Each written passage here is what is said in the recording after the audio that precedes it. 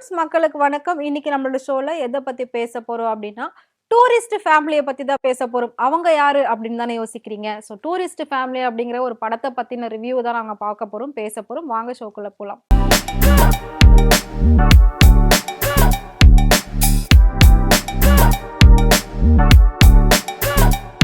அபிஷன் ஜிவிந்த் இவங்களோட டைரக்ஷன்ல வந்த ஒரு படம் தான் டூரிஸ்ட் ஃபேமிலி. அந்த படத்தை பத்தின ஒரு ரிவ்யூ தான் இப்ப நம்ம பார்க்க போறோம். என்ன அப்படின்னா, அந்த படம் இப்ப ரிலீஸ் ஆகி ரொம்பவே வெற்றிகரமா ஓடிக்கிட்டு இருக்கு. கண்டிப்பா நம்ம வந்து அதை பத்தி பேசியே ஆகணும். இந்த படம் உண்மையில நடந்த ஒரு சம்பவத்தை தான் படமா எடுத்திருக்காங்க. நடந்திருக்கக்கூடிய ஒரு விஷயம், நம்ம எல்லாருமே கேள்விப்பட்ட ஒரு விஷயம் தான் இந்த படமா நம்ம பாக்குறது. டூரிஸ்ட் ஃபேமிலி அப்படிங்கிறது ஸ்ரீலங்கால இருந்து வந்த ஒரு ஃபேமிலி. இங்க அதாவது ஸ்ரீலங்கால பொருளாதார பிரச்சனையாலையும் அங்க இருக்கக்கூடிய போர் பிரச்சனையாலையும் நிதி நெருக்கடியாலும் வந்து தமிழ்நாட்டுக்கு தப்பிச்சு வராங்க. அதுவும் அவங்க எங்க வராங்க அப்படின்னு பாத்தீங்கன்னா, கப்பல் வழியா ராமேஸ்வரத்துக்கு வராங்க. ராமேஸ்வரம் பீச்ல இருந்து தான் அந்த ஃபேமிலியை வந்து சென்னைக்கு கூட்டிட்டு வராங்க. சென்னைக்கு கூட்டிட்டு வந்து அவங்களுக்குன்னு ஒரு வீடு வாசல் வாழ்க்கையை அமைச்சு கொடுக்குறாங்க.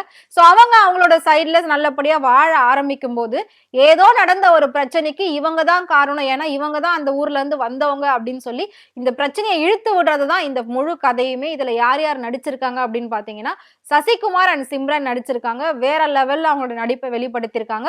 சிம்ரன் வந்து கொஞ்ச நாளாவே நிறைய படங்கள் பண்ணியிருக்காங்க. பட் அது எல்லாமே வந்து சின்ன சின்ன ரோல் பண்ணியிருக்காங்க. இதுல படம் ஃபுல்லாவே சிம்ரன் வராங்க. படம் ஃபுல்லா நம்மளால சிம்ரனை பார்த்து என்ஜாய் பண்ண முடியும். அவங்களோட ஆக்டிங்கை பார்த்து என்ஜாய் பண்ண முடியும். அதை தாண்டி சசிகுமாரோட நடிப்பு ரொம்ப கேஷுவலா இருக்கும். அதாவது ஸ்டார்ட் கேமரா ஆக்ஷன் சொன்னா ஒரு நடிப்பு வரும்ல, அந்த மாதிரி ஒரு நடிப்பு இருக்காது. ரொம்ப நேச்சுரலா அவர் எப்படி பேசுவாரோ, எப்படி நடந்துப்பாரோ, ஒரு சோகமா இருந்தா எப்படி இருப்பாங்க, அழுகுதா எப்படி இருப்பாங்க, அந்த மாதிரி ஒரு ஃபேமிலியை எப்படி கட்டி காப்பாத்துவாங்க ஒரு ஆணா, அந்த மாதிரி நிறைய விஷயங்கள் வந்து சசிகுமார் இந்த படத்துல பண்ணியிருக்காரு. யோகி பாபு வந்து சிம்ரனோட அண்ணனா பண்ணியிருக்காரு. யோகி பாபு தான் இவங்களை சென்னைக்கு கூட்டிட்டு வந்து ஒரு நல்ல பிளாட்ஃபார்ம் அமைச்சு கொடுத்து வாழ்க்கையை வந்து ஸ்டார்ட் பண்ண சொல்றாரு. இவங்க நல்லபடியா வாழ்க்கையை ஸ்டார்ட் பண்ணிட்டு இருக்கிறப்போ ராமேஸ்வரத்துல ஒரு குண்டு வெடிப்பு சம்பவம் நடக்குது. அந்த சம்பவத்துக்கு காரணம் இந்த ஃபேமிலி தான். ஏன்னா இவங்க தான் அகதிகளா வந்தவங்க அப்படின்னு சொல்லிட்டு அவங்கள போலீஸ் வந்துட்டு கார்னர் பண்றாங்க. இதுதான் இந்த படத்தோட கதையே. இது வந்து இதுக்கு முன்னாடி உண்மையில நடந்த விஷயம். இலங்கையில எவ்வளவு பிரச்சனைகள் வந்தது, இலங்கையில எவ்வளவு தமிழர்கள் கொல்லப்பட்டாங்க, இலங்கையில நிறைய நிதி பொருளாதாரம் நெருக்கடிகள் வந்தது. இந்த மாதிரி விஷயங்கள்ல இருந்து இதுல இருந்து ஆயிரக்கணக்கான பேர் தப்பிச்சு தமிழ்நாட்டை நோக்கி தான் வந்தாங்க. எல்லாருமே ராமேஸ்வரத்துல வந்திருந்தாங்க. அவங்களுக்கெல்லாம் பாத்தீங்கன்னா ஒரு கேம்ப் மாதிரி போட்டு அவங்கள தங்க வச்சு சாப்பாடு கொடுத்திருந்தாங்க நம்மளோட தமிழ்நாடு கவர்மெண்ட். இந்த அளவுக்கு அவங்களுக்கு நம்ம எல்லா விஷயமும் பண்ணியிருந்தோம்.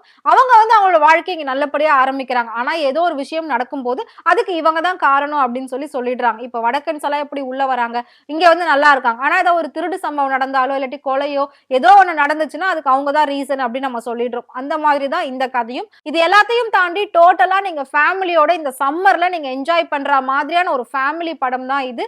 எல்லாரும் போயிட்டு தியேட்டர்ல பாருங்க. நிறைய பேருக்கு வந்து வெளியூர் எல்லாம் காசு கொடுத்து போக முடியாது, என்ஜாய் பண்ண முடியாது. இந்த மாதிரி சினிமா தியேட்டராவது போயிட்டு நல்ல நல்ல படங்களை பார்த்து நம்ம குழந்தைங்களுக்கும் காட்டி அந்த கஷ்டத்தை நம்ம புரிய வச்சு இது மூலமா ஒரு என்ஜாய்மெண்ட்டை தேடிக்கலாம். இது இல்லாம இந்த படத்துல இன்னொரு ஹைலைட் என்ன அப்படின்னா மியூசிக். ரொம்ப யோசிச்சு ரொம்ப மைனூட்டா பார்த்து பார்த்து பண்ணிருக்காங்க. இந்த படத்தோட பிளஸ் பாயிண்ட் வந்து மியூசிக்குமே சொல்லலாம். இந்த படத்தை பத்தி ஷார்ட்டா ஒரு வார்த்தையில சொல்லணும் அப்படின்னா மனிதம் பேசும் கதை, மனித நேயம் பேசும் கதை. இதுதான் இந்த படம். எல்லாருமே கண்டிப்பா மிஸ் பண்ணாம இந்த படத்தை போயிட்டு பாருங்க. சசிகுமார் வந்து ரொம்ப நாள் கழிச்சு ஒரு சூப்பரான ஃபேமிலி படம் கொடுத்திருக்காரு. இந்த படம் அவரோட கரியர்ல ஒரு டர்னிங் பாயிண்டா அமையுமா, அவருக்கு இது ஒரு கம்பேக்கா இருக்குமா அப்படின்றத நம்ம வெயிட் பண்ணி பார்க்கலாம். டூரிஸ்ட் ஃபேமிலி அப்படின்னா அது வந்துட்டு எந்த மாதிரி இருக்கு அப்படின்னு எல்லாரும் யோசிச்சுட்டு இருப்பீங்க. இதுதான் அந்த படத்தோட கதை. இலங்கை அகதிகள் தமிழ்நாட்டுக்குள்ள வந்து என்ன பண்றாங்க, எப்படி இருக்காங்க, அவங்க வந்து எந்த மாதிரி பிரச்சனைகள்ல மாற்றாங்க, அந்த ஒரு சிரமம் இருக்குல்ல, அதுதான். மனித நேயம் வந்து எப்பவுமே காக்கப்படணும், இருக்கணும், அது அழியக்கூடாது அப்படின்றதுக்கான எடுத்துக்காட்டு தான் இந்த படம். எல்லாரும் மிஸ் பண்ணாம பாருங்க. இந்த படத்தை நீங்க பாத்துட்டீங்க அப்படின்னாலும் மறக்காம கமெண்ட் பாக்ஸ்ல கமெண்ட் பண்ணுங்க. இதே மாதிரி சினிமாவை பத்தி நிறைய சுவாரஸ்யமான விஷயங்கள், நிறைய விமர்சனங்கள்லாம் உங்களுக்கு தெரியணும் அப்படின்னு நினைச்சீங்கன்னா மறக்காம ஃப்ரெண்ட்வுட் சேனலை ஃபாலோ பண்ணிக்கோங்க.